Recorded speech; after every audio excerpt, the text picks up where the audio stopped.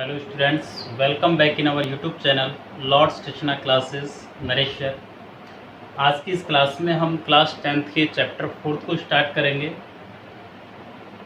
Chapter name है linear equation and inequalities in two variables. Linear equation ऐसा equation जिसमें variable की maximum power 1 हो, लीनियर इक्वेशन होता है। ठीक है।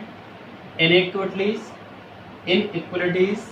जिसमें आपका इक्वेशन के अंदर लेस देन या ग्रेटर देन का साइन हो। ठीक है। मीन्स जो जिसके LHS और RHS दोनों इक्वल ना हो, इनइक्वालिटीज कहलाती है। ठीक है। टू वेरिएबल्स यानी इसके अंदर वेरिएबल्स कितने मिलेंगे? 2 मिलेंगे। देखिए, ये मैंने 2 इक्वेशन लिखी हुई हैं, लीनियर इक्वेशन है जिनके अंदर 2 वेरिएबल्स हैं, x एंड y। ये A1, B1 and C1, A2, B2 and C2 ये नंबरिकल वैल्यूज हैं। जैसे इक्वेशन मिल सकता है आपको 2x plus 5y plus 4 is equal to 0। Means ये A1, ये A2, ये B1, ये C1 इस टाइप से होते हैं। तो अब देखिए,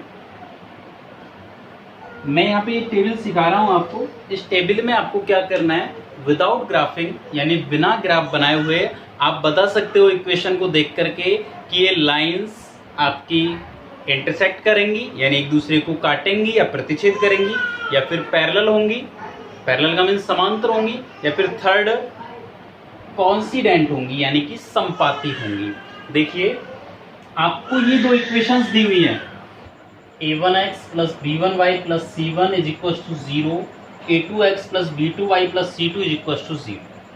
फर्स्ट कंडीशन है A1 upon A2 is not equal to B1 upon B2। समझिए, इसको मैं इक्वेशन लेके समझा रहा हूं। जैसे सपोज इक्वेशन है 2x plus 3y plus 5 is equal to 0 and ये 5x plus 7y plus 8 is equal to 0। ये 2 इक्वेशंस है। तो यहाँ पे देखिए, A1 अपॉन A2 की वैल्यू क्या है? 2 अपॉन 5।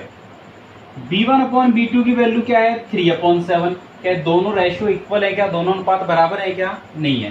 तो क्या लिखोगे? A1 upon A2 is not equal to B1 upon B2। तो ये लाइनें क्या होंगी? इंटरसेक्ट करेंगी। इंटरसेक्ट का मीन्स इस टाइप से एक दूसरे को काटेंगी, प्रतिच्छेद करेंगे।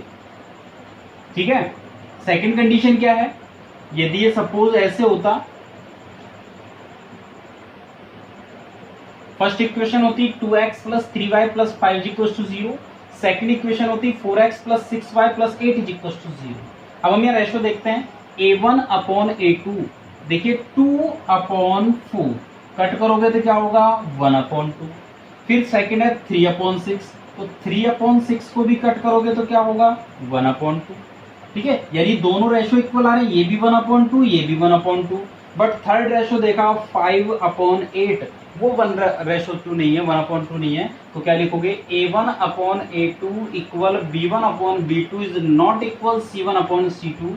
यदि ऐसी कंडीशन आती है तो लाइंस क्या होंगी? पैरेलल। हिंदी में क्या बोलते हैं? समांतर। और समांतर लाइनें, पैरेलल लाइनें कुछ इस टाइप की होती है।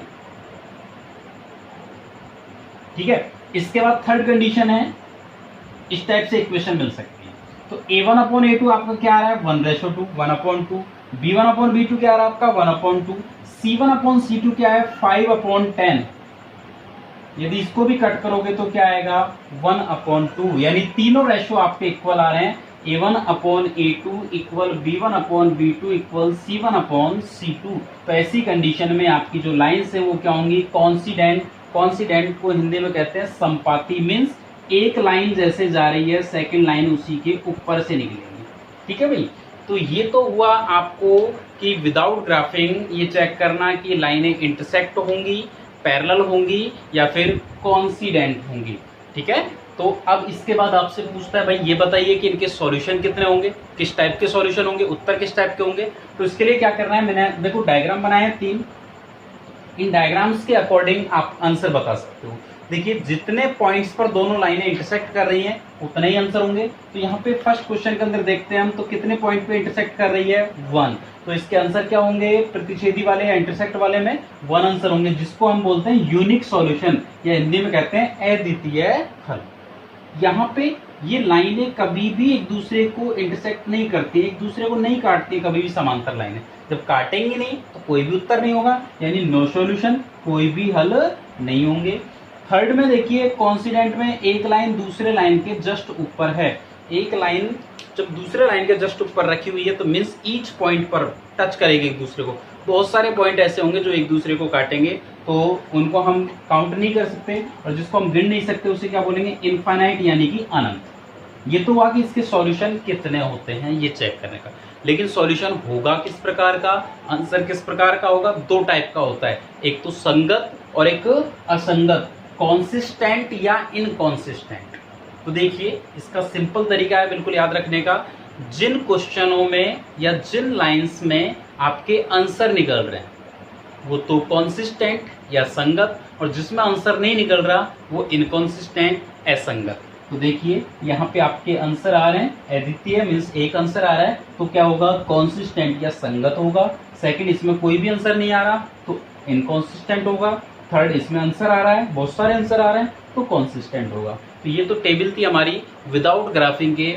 आपको ये चेक करना कि आपकी लाइंस इंटरसेक्ट होंगी, पैरेलल होंगी, या फिर कॉन्सिस्टेंट होंगी, कॉन्सिडेंट होंगी, संपाती होंगी। ठीक है, तो इसके बाद हम नेक्स्ट क्लास में स्टार्ट करेंगे एक्सरसाइज 4.1 ग्राफिंग।